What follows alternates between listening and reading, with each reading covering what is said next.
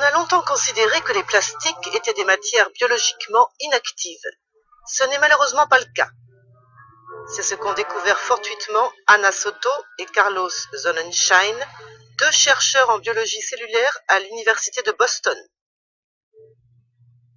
En 1987, ils travaillaient sur des cellules de cancer du sein. L'expérience consistait à provoquer la multiplication des cellules en les exposant à de l'œstrogène, une hormone féminine naturelle. Les cellules de l'expérience, comme celles du groupe contrôle, étaient conservées dans des tubes en plastique. Nous répétions sans cesse la même expérience et obtenions toujours les mêmes résultats. En l'absence d'œstrogène, les cellules de cancer du sein ne se multipliaient pas, mais en présence d'œstrogène, elles se multipliaient.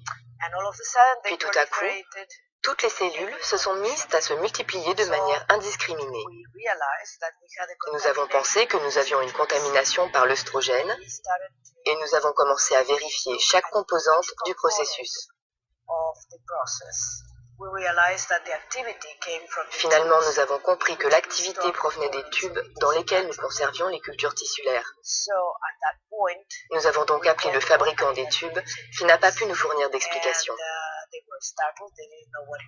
Il nous a envoyé plusieurs lots pour que nous puissions détecter la présence de l'œstrogène qui, en fait, était due à un changement dans la formulation du plastique.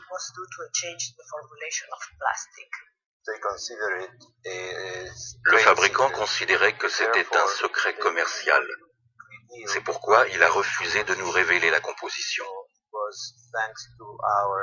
C'est donc grâce à notre recherche indépendante que nous avons pu identifier que la substance était du nonylphénol.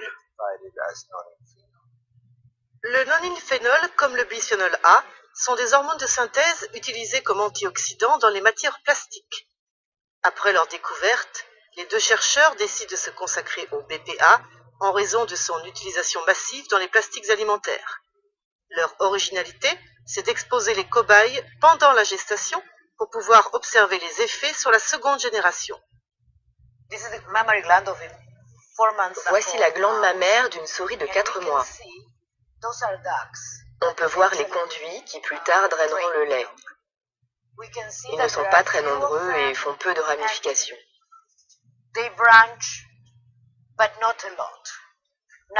Maintenant, je vais vous montrer un animal qui a été exposé au bisphénol A in utero. On peut voir la complexité des conduits et de leurs ramifications. C'est 4 mois après l'exposition. Ce serait une situation normale si la souris était enceinte, mais ce n'est pas le cas. À cet âge, un animal normal devrait être comme ceci.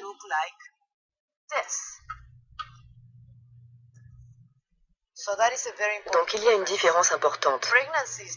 La grossesse n'est pas une pathologie si la femelle est enceinte, mais si la glande mammaire d'une femelle qui n'est pas enceinte imite la grossesse, alors ce n'est pas normal.